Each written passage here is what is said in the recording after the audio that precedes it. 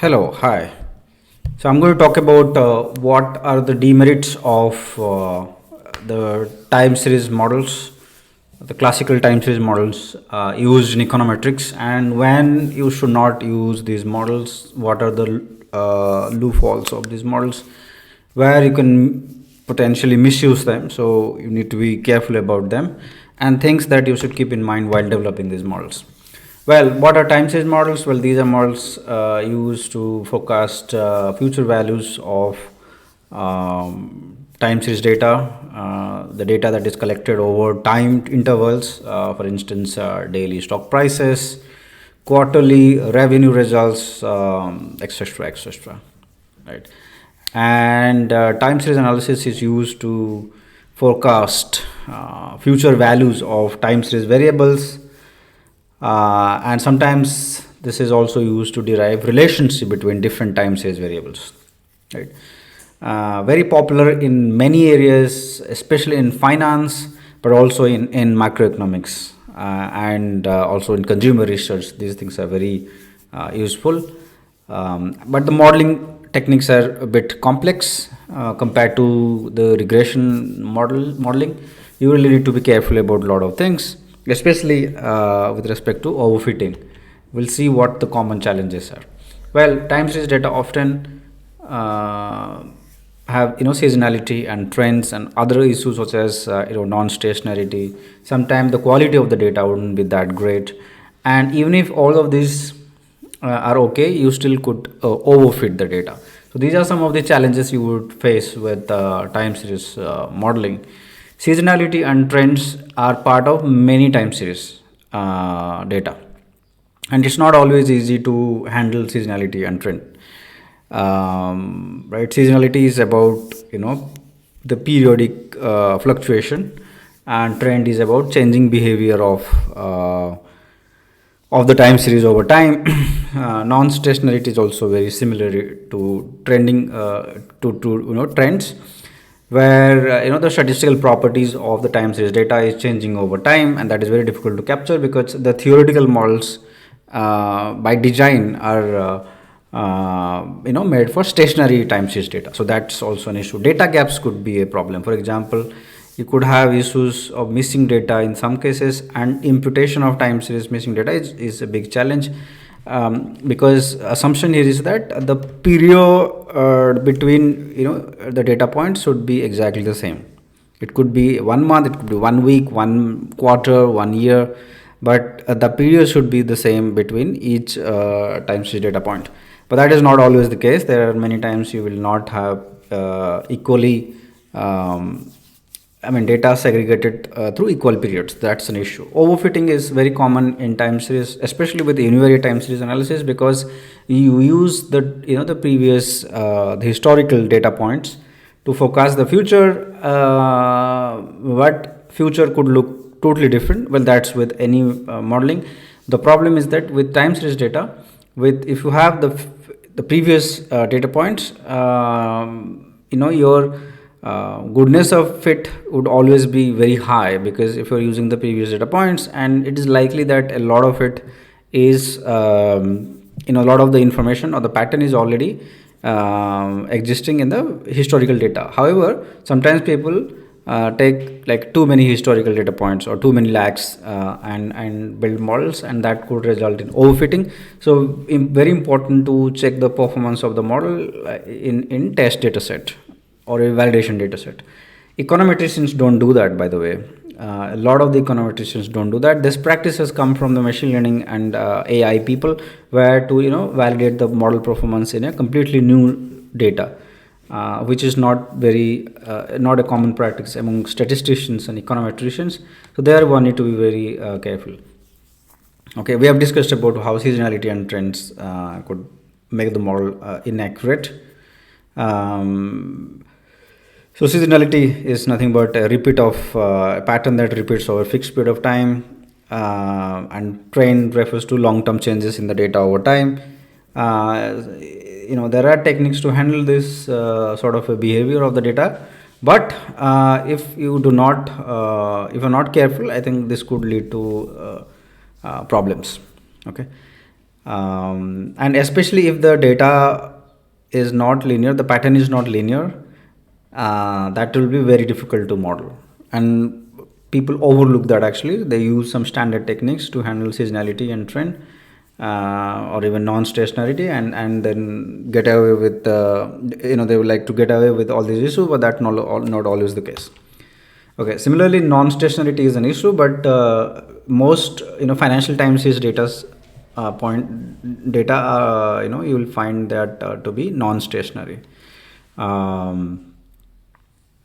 So non-stationarity can be handled. You can do differencing and make a non-stationary variable stationary. That's not an issue. But very important to know how many times you should difference in order to make the non-stationary data stationary. Some machine learning models such as LSTM, these models, which are also very similar to the classical time series models, except that the methodology is a bit different, but the purpose is exactly the same, which is to forecast the time series or the sequential data points. There, non-stationarity can be handled without doing anything. So automatically the algorithm can handle that situation. So you can use that to benchmark for benchmarking purpose. And then you could have also noise and outliers.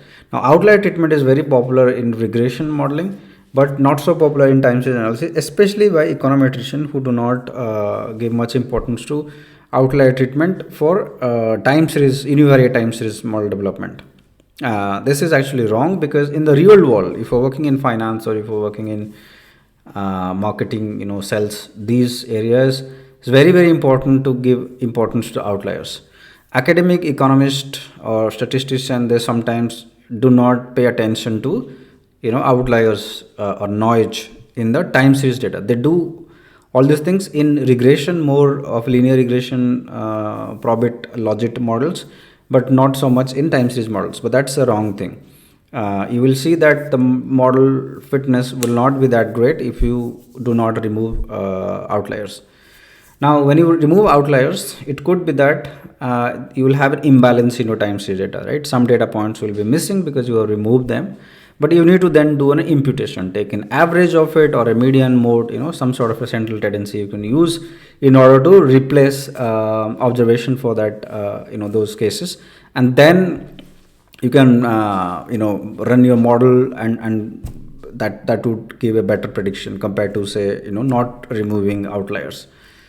Right.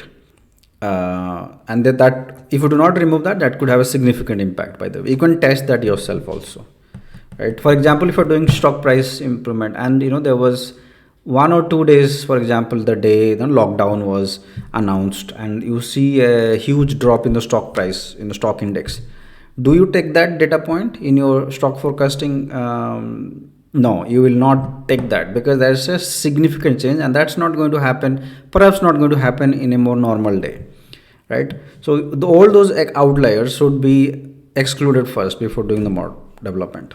That's very, very important to remember. We have talked about data gaps, actually, the missing data gaps. Imputation techniques are used, but imputation techniques are not as developed in time series model development compared to that in other model development. But as I said, imputation techniques are very popular in machine learning model development, because in machine learning, prediction is very important. People care less about finding relationship between variables. Understanding the theoretical aspect of the model development is less important in machine learning. More important is to do the forecast, and hence imputation techniques for missing cases or cases where you do not have data is more advanced in machine learning literature. So you can also use that in classical time series model development, such as ARIMA or other sort of time series model development.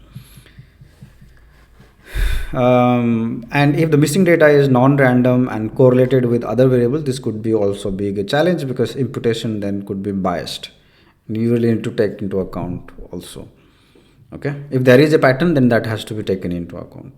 One good thing is, for example, to build a model to forecast the value for that missing data point. Right, take the previous data points, fit an ARIMA model, and forecast what would be the next data point, and use that to impute the missing data point. That other techniques also, for example, taking the average or any other central tendency. Overfitting. So because there are lags, you always use lag. Time series models are prone to overfitting more so than the regression models. A regression model, linear regression models, where you take other variables. In univariate time series models in particular, you only use the past historical data points of the same variable. You do not use other time series variables. Well, in some time series models you do use different time series variables as well, but not in all kinds of models, and their chances of overfitting is more. Your prediction accuracy will be quite high, likely to be very high in most cases, but you really need to test that in a completely new dataset and see whether the performance is good in the test dataset. And cross validation techniques can also be used. All kinds of cross validation techniques that you know from machine learning can also be used here as well. When not to use time series model development, well, the classical time series I'm talking about. When I say time series, it doesn't mean that I mean all kinds of models which can be used to forecast sequential data, right? So the classical time series model development is good in many cases, but sometimes, especially for short-term forecasting, the results are less reliable. So one has to be very careful. So ARIMA results for on average prediction for a long term is good, especially in macroeconomy or in finance. But if you really want to do short term forecasting, especially for traders, ARIMA model is less useful. For a long term investor, then it's fine. But if you are more of a short term, you are a trader, you want to buy and sell quickly, ARIMA model perhaps is not very suitable. And if the data is rapidly changing, if the behavior of the data is rapidly changing, right, then also ARIMA model is less suitable. Right, ARIMA model believes in, or there is an assumption that the data, the time series data is more stationary type. In financial world, in the terms of finance, you could play mean reverting. That means the data points, all, even if it goes up, it also goes down, and over time you see the data to be stationary. That means the statistical properties are not changing over time. Okay, there may be short-term fluctuations, but long-term the statistical properties remain the same. Okay, that is not the case many times, and that's when you should not use or rely less on these models. Yeah, so when you use univariate time series, multivariate time series are useful in many scenarios, but univariate time series are overused and sometimes over relied.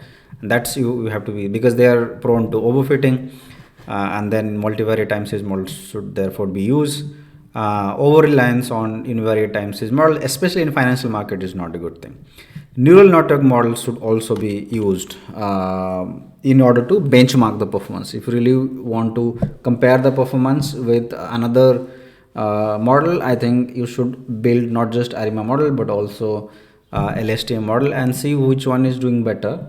And you can perform the validation on variety of datasets just to be sure that you are not overly relying on the model, especially if you're working in finance, where it's a matter of real money and you are investing based on the model performance, the model result. You really have to be very careful. These are some of the things I wanted to share. If you have questions, do not hesitate to ask me in the comment section. Thank you.